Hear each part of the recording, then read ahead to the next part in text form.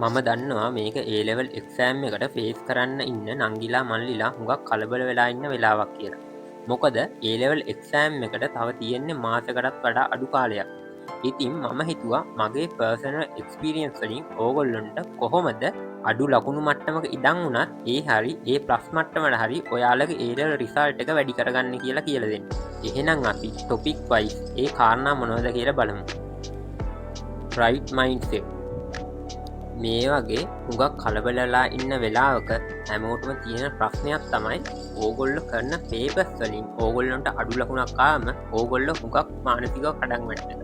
ඒත් ඇත්තටම ඕගොල්ලොන්ට එක්සෑම් එකට කලින් කරන්න මොන පේපර් එකට කොච්චර අඩු ලකුණක් ආවත් ඒක ඒගොල්ලො කලබල වෙන්න ඕන දෙයක් නෙමෙයි. මොකද ඕගොල්ලොන්ට එක්සෑම් එකට තාම කල් තියෙනවා.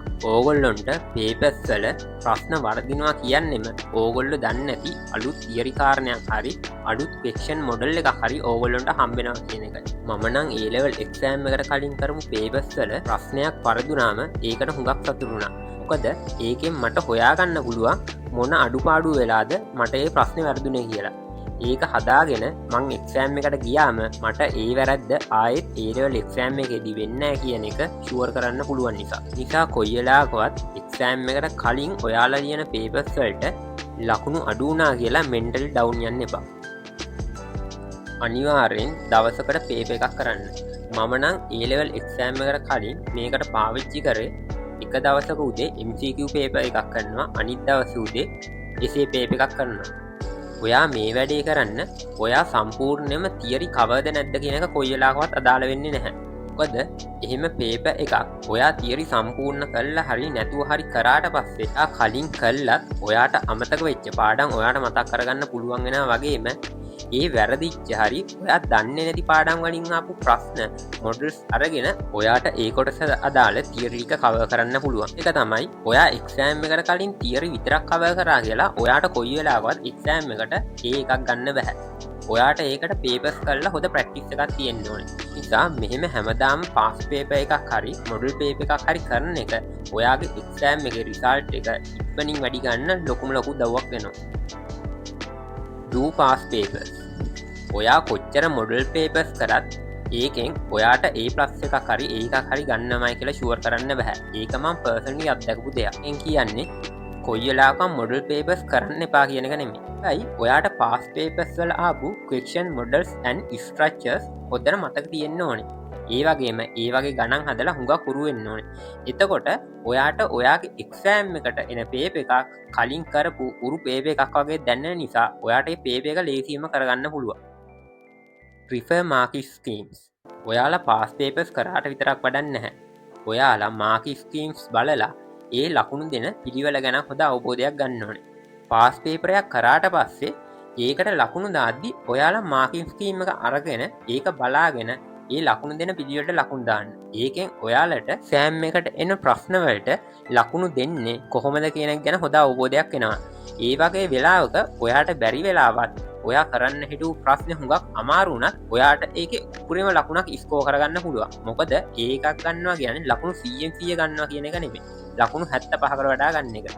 මෙහෙම ඔයා මාකින් ස්කීම් ප්‍රිෆර් කරන එකෙන් ඔයාට අමාරු වුණත් ඔයා කරන්න හිටු ප්‍රශ්නේ ඔයාට ඒත් ඒකෙන් 180ක් විතර ලකුණු ගන්න හැකියාවක් හම්බ වෙනවා. ඔක්කොම තියරි කවර් කරන්න ඕනේ නැහැ. මේකෙන් කියන්නේ ඔයාට ඔක්කොම තියරි කවර් කරන්න වෙලාව තියෙනවා නම් ඒක කරන්න එපා කියලා නෙමෙයි. එහෙම තියෙනවා නම් අනිවාර්යයෙන්ම කරන්න. ඒත් ඔයාගේ කවර් නැති තියරි තියෙනවා නම් ඒවා පස්සේ එලව ඉන්න එපා. මොකද ඒවා කර ඉද්දි ඔයාට ඔයාගේ පරණ අඩං කරපුවත් අමතක වෙන්න පුළුවන්. ඔයා දිගටම පාස් පේපර්ස් කරන ගමනු පරණ පාඩම් මතක් කරගන්න ගමන් තමයි අලට කලින් කරන්න බැරි වුණ පාඩම් කවර් කරන්න ඕනේ. ඒ වගේම ඔයාට හුඟක් පාඩම් කවර් කරගන්න බැරි වුණා නම් මේ වගේ වෙලාවක ඔයා වැඩිම ලකුණක් දෙන පාඩම් ටික අරගෙන ඒවට වැඩිම ලකුණක් ස්කෝර් කරන්න try කරන්න. මොකද පොඩ්ඩක් ලකුණු දෙන පාඩම් වලට කාලයක් වැය කරන එකෙන් ඇත්තට වෙන්නේ ලොකු කාලය නාස්ති කිරීමක්. මේක ෂෝට් නෝට්. ඔයා ගාව මේ වෙද්දි හොඳ ෂෝට් නෝට් එකක් තියෙනවා නම් ඒක හුඟක් හොඳයි. ඒත් ඔයා ගාව ෂෝට් නෝට් එකක් නැත්නම් මේ වෙලාවේ ඔයාට ලස්සනට ෂෝට් නෝට් එකක් ගන්න වෙලාවක් නැහැ. ඒත් ඔයා පාඩම් කරන පාඩමයි ඔයා පාස් පේපරයක් කරද්දි ඔයාට හම්බෙන අලුත් තියරි හරි අලු ක්වෙක්ෂන් මොඩල් එක හරි හම්බුනාම ඔයා ඒක කෙටියෙන් කටුවට හරි සටහනක් දාගන්න. ඒක ලස්සන ෂෝට් නෝට් එකක් වගේ වෙන්න ඕන්නෑ. හැබැයි ඔයා එහෙම දාගන්න එකෙන් එක්සෑම් එකට කලින් දවසේ ඔයාට ඔයාගේ තියරි ඔක්කොම ටික මතක් කරගන්න ඒක ලොකු දව්වක් වෙයි. ඒ වගේම ඔයා පේපරයක් කරද්දි එක ප්‍රශ්නක ඔයාට කලින් අහුවෙලා නැති තියරි කොටසක් තිබ්බොත් ඔයා ඒක ඔයාගේ කලින් ෂෝට් නෝට් එකක් තියෙනවනම් ඒකට අමතර කොලයක් විදියට හරි ඒ පාඩමට අදාළව අලවල තියාගන්න. ඒකත් ඔයාට හුඟක් වැදගත් වෙයි. user timetable මේ වගේ කාලෙකදී ඕගොල්ලෝ එක්සෑම් එක ගැන හිතම ඕගොල්ලෝගේ කාලය හුඟක් නාස්ති කරන්න පුළුවන්. ඒ නිසා අනිවාර්යයෙන්ම ඔයාලා ටයිම් ටේබල් එක යූස් කරන්න. මම ඒ ලෙවල් එක්සෑම් එක ලං වෙලා මාසයක් වෙද්දී හැමදාම උදේට එක පේපරයක් කරලා එතනින් එහාට මම පාඩම් කරන ඒවා ගැන කලින්ම තීරණය කළා හොඳ ටයිම් ටේබල් එකක් හදාගෙන තිබ්බා. ඒ නිසා මට කොච්චර කම්මැලි වුණත් මට ඒ ටයිම් ටේබල් එකටම වැඩ කරන්න සිද්ධ වුණා. ඒ නිසා කොයි වෙලාවකවත් මගේ අතින් කිසිම ඩවුට් එකක් වුණ නැහැ. Don't depend on your mood. හුඟක් කට්ටිය එක්සෑම් එකට එන ස්ට්‍රෙස් එක නිසා පාඩම් කරන එක කල්ලානම හරි නැත්නම් හුඟක් කලබල වෙලා පාඩම් ටික හරියට කරගන්න හරි බැරි වෙන්න පුළුවන්. මෙහෙම ඔයාලට පාඩම් කරන්න හිතෙන්නේ නැත්නම් මූඩ් එක නිසා ඔයාලට කරන්න තියෙන්නේ වෙන්න මේක.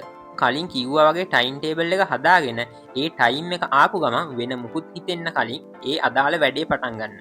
එහෙම කරන එකෙන් ඔයාට එක සිතුවිලි ඇවිල්ලා එහෙම පාඩම් කරන්න කම්මැලි වෙන එක හුඟක් දුරට අඩු කරගන්න පුළුවන්. Get a proper sleep. හොඳ නිින්දක් ලබා ගන්න.